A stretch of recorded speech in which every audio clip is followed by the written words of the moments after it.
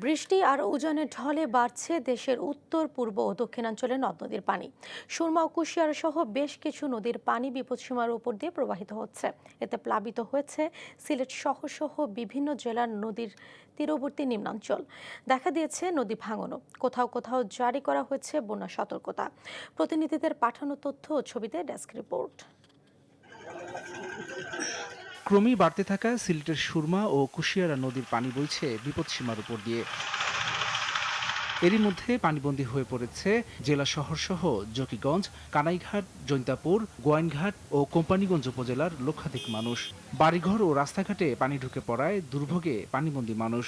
বন্ধ হয়ে গেছে এসব এলাকার স্কুল। আমরা বাজান ঘরে ধরে থাকতারি না, খাইতাম পাই না, সকাল থেকে ফুলা ফান্ডা খাইতারছি না, পানিটা বন্ধ।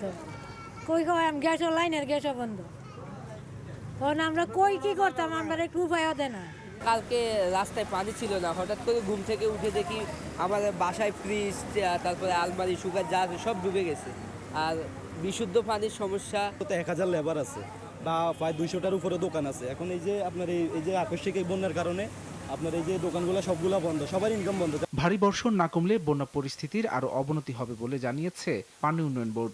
অতিরিক্ত পানি প্রবাহিত হওয়ার কারণে জকিগঞ্জ, কানাঘাট এবং কুশিয়ারা এই তিনটি উপজেলায় আমাদের বাঁধ ক্ষতিগ্রস্ত হয়েছে এবং বন্যা নিয়ন্ত্রণ বাঁধের ওপর দিয়ে পানি ওভারটপিং করছে। এই কারণে পানি দেশগুলো প্রবেশ করেছে। সুনামগঞ্জে শোলঘর পয়েন্টে সুরমার পানি প্রবাহিত হচ্ছে বিপদসীমার 35 সেন্টিমিটার উপরে। এছাড়া পানি বেড়েছে জাদুকাটা নদী ও হাওরে। সুনামগঞ্জ ও ভারতের মেঘালয়ে ভারী বৃষ্টির সম্ভাবনা থাকায় বন্যা সতর্কতা জারি করেছে পানি উন্নয়ন বোর্ড। আমার ঘর যা আছিল, ঘর বাড়ি সব নিয়ে গেছে। কিছু জমি আছিল আউরে, গরুই ধরুম না জমি ধরুম কিছু বলতে পারি না। আমার ঘর ধরতে জমি সব তলে গেছে। গোল লয়া লড়ালড়ি করতে তো আমরা ধানগুলা সবগুলা গেছে। আমি কিভাবে আমার মেয়ে চলবো? পরে ঘরের ভিতর থেকে মাটি লিয়া যাইতেছে গা, গরু খাওয়াইতে পারতেছি না।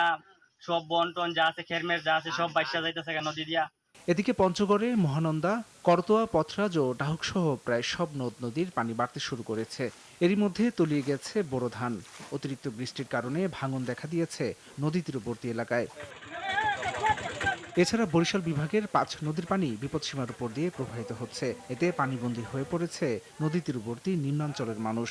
পানি কমে গেলে এসব এলাকায় ভাঙনের আশঙ্কা করছে পানি উন্নয়ন board. Hasan Shabbir, news desk, দেশ টিভি।